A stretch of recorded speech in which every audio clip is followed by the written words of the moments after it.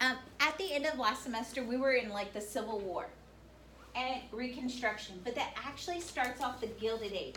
So what we're going to look at today and a little bit of tomorrow is the politics of the Gilded Age. Do y'all remember this guy, Grant? Why do y'all remember Grant? He was a what? General on what front?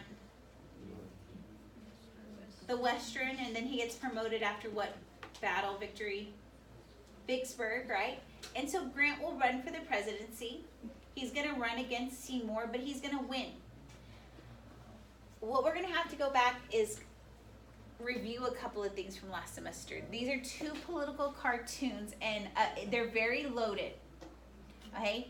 The first one, and I have to turn off the light so you can see what's going on here, but I want you to look at the floor first. What do y'all see on the floor? Can y'all see it now?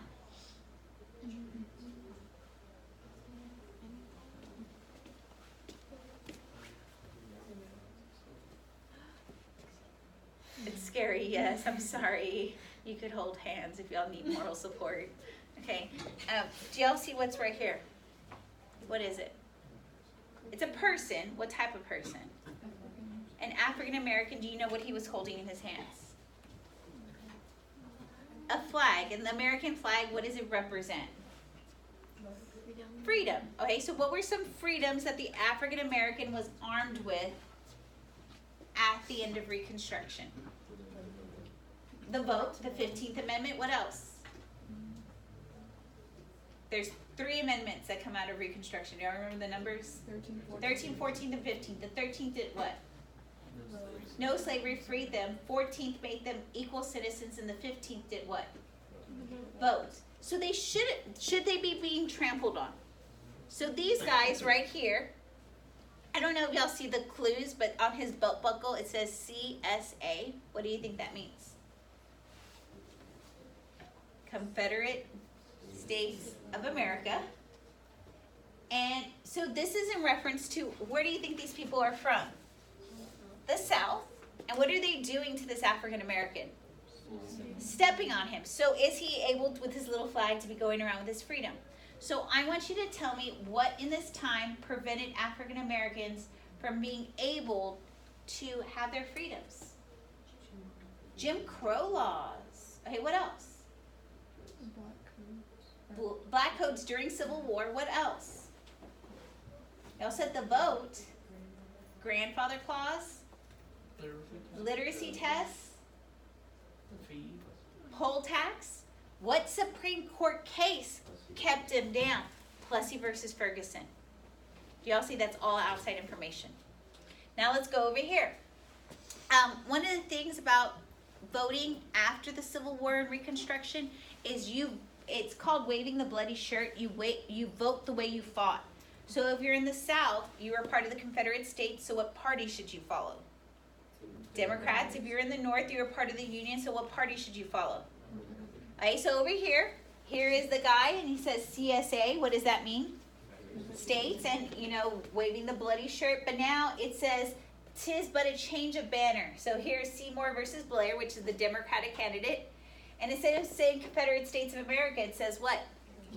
Because we know the KKK is what's going to perpetuate the policies of keeping African Americans in the same social hierarchy, right? So again, waving the bloody shirt. Grant will win this election because we know down south there are people voting Republican. Who are the people down south voting Republican at this time? African Americans, and then 2 groups of people that we talked about. One sounds like a pirate group, and then one that moved. Scalawags and carpetbaggers. So Grant becomes president, but his administration is riddled with corruption. One of the first one is the credit mobilier scandal. Do y'all remember that with the building of the railroad? They said it was going to cost $94 million. Did it cost $94 million? It only cost $50 million, and what did they do with the money? Pocket it. The next one is the whiskey ring. It was a tax to be paid on whiskey, but the revenue agents were pocketing it. The last one was the Indian ring, which we just talked about, that the Bureau agents have promised to take care of Native Americans. Did they? What did they give them? Did they give them the best food, the best clothing, the best shelter? So if they were giving them shoddy stuff, what were they doing with the money? They were pocketing it. So Grant's administration is going to be riddled with corruption. Another corruption that happens at this time deals with political machines. This is Boss Tweed. What is he around? The ballot. Whose ballots is he counting to make sure? Do you remember? We've seen this image before when we did the Gilded Age picture analysis. Whose votes has he bribed? Immigrants, right? And the immigrants, they need clothing, food, shelter, jobs, and he's providing them. But when the voting day comes around, they vote the way he says. How has Thomas Nast, the political cartoonist, captured Boss Tweed in this image? As a what?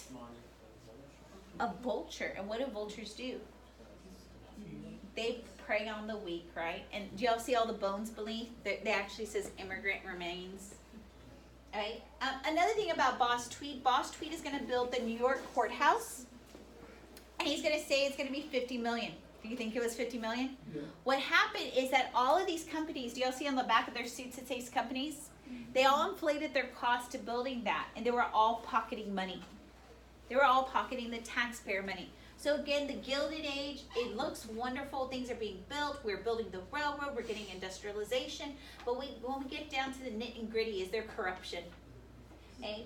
So by Grant's second administration, many were like, should he be reelected with all this dirt on his back? He will. He will. A lot of it stems from that Horace Greeley is way too liberal, and he will die. And so he will win, Grant. But are people still voting Republican in the South? What are those groups that are voting Republican again?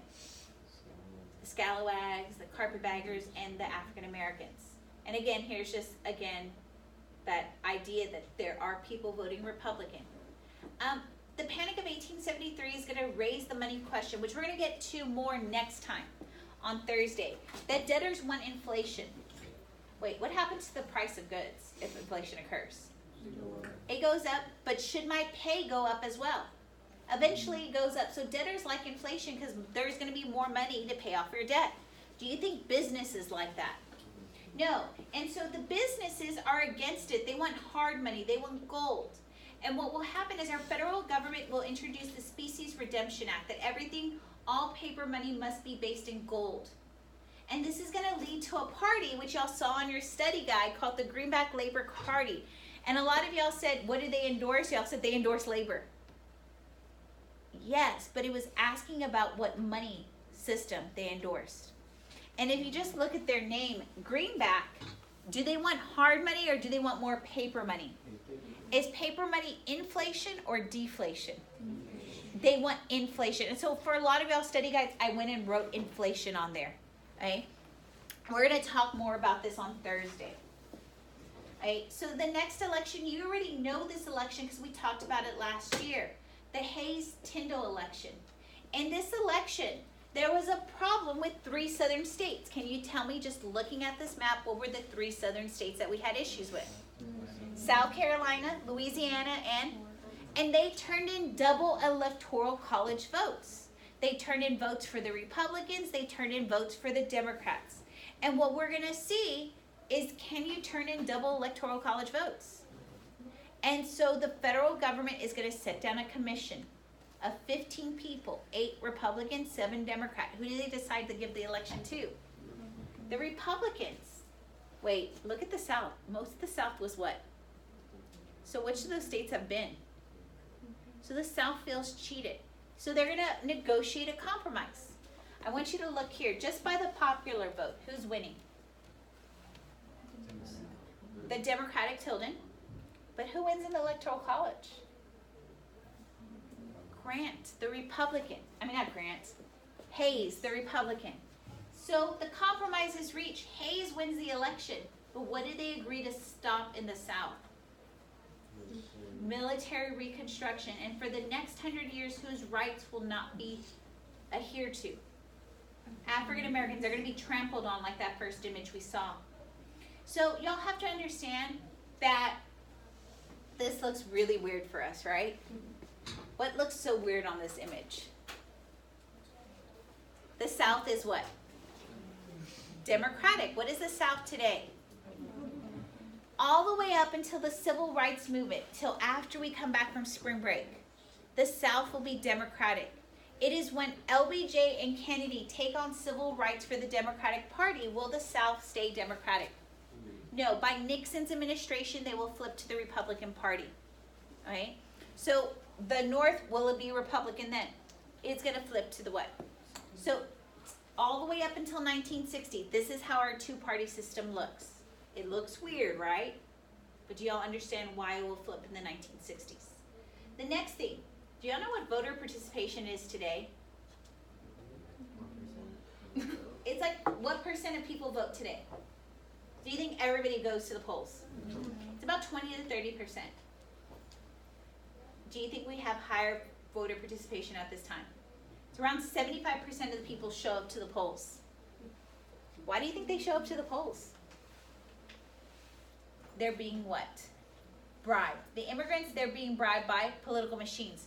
There was a question on y'all's study guide. It was question number 50. How are workers influenced to vote for the Republican Party? Many business owners are going to be Republican, and they say if a Democrat wins, don't show up to work. Okay, so what are the workers going to go do? Vote Republican so they could have what the next day? And that was the answer for number 50. I'm going to focus it on more next time.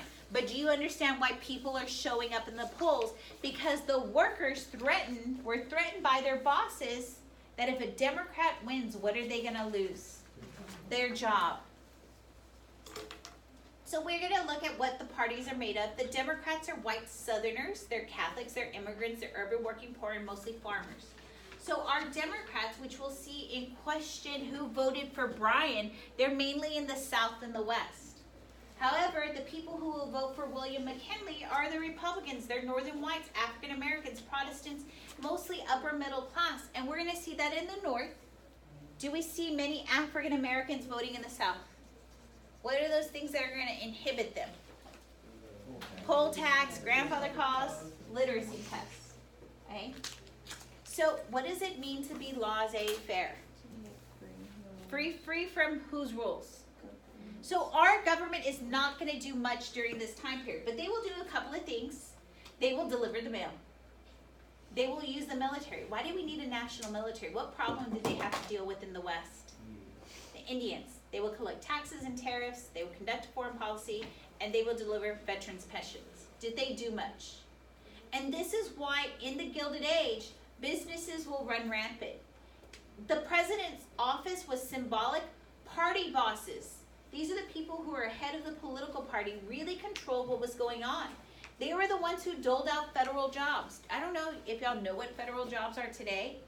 Federal jobs are not like politicians like Trump and Greg Abbott and Ted Cruz.